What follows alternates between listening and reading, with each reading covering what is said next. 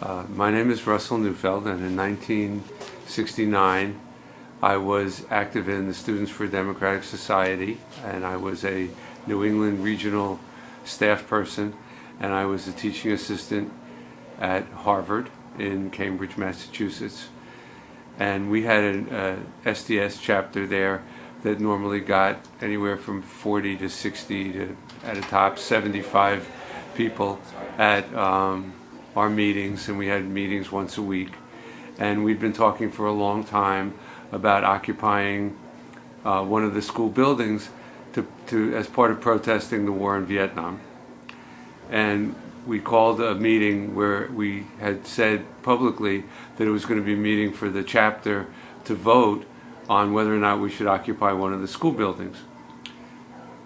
And as I said, we normally got no more than 75 people at a meeting, but we'd been meeting with people all over the campus and having dorm meetings and house meetings and things like that. And so about 1,800 people showed up for this meeting, most of whom had never been to an SDS meeting before. But we didn't have any kind of membership criteria, so if you came to a meeting, you were part of the organization, you were part of the group, you could vote. But all of a sudden, there were 1,700 some odd people who'd never been to a meeting before coming to this meeting to decide whether or not the SDS chapter should occupy a building. And we had a long discussion, and it was back and forth and a big debate. And then we had a vote. And I was responsible for tabulating the vote.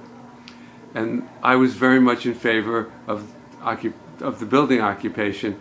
And I was very angry that all these people who had never come to a meeting before came to a meeting with the purpose of voting against our SDS chapter occupying a building.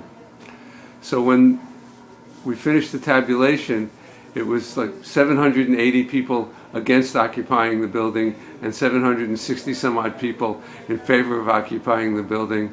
And I switched the votes so that we would occupy the building, which we did. And I thought at the time that it was justified. And with hindsight and thinking about it, and I've thought about it a number of times over the last 45 years, I think it was, a completely wrong thing to do. And I understand why I felt the way I felt, but I just thought it was totally dishonest and unethical. And it's something that I deeply regret.